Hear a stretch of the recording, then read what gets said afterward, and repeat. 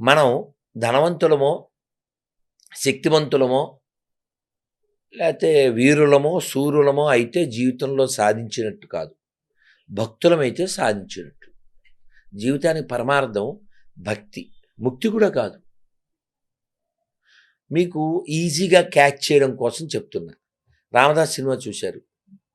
శ్రీరామదాస్. మీకు అంటే తొందరగా పట్టుకుంటారని చెప్తున్నా.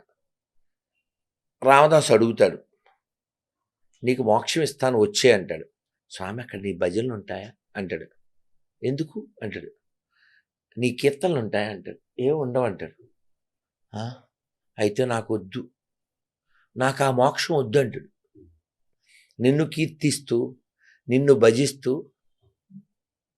ఇక్కడే ఉంటాను స్వామి, ఇదే నాకు మోక్షం అంటాడు. నీ భజనలు లేనివి లేని వద్దు నాకు అంటాడు. మీకు అర్థమవుతుందా?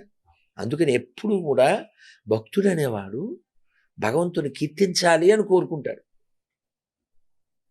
రామచంద్ర రఘువీరా రామచంద్ర నధీరా రామచంద్ర రఘునాథ రామచంద్ర జగన్నాథ రామచంద్ర రఘునాథ జగన్నాథ రామచంద్ర రఘునాథ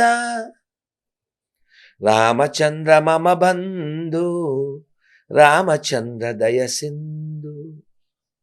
చాలా చక్కగా చెరుకూరు గారు.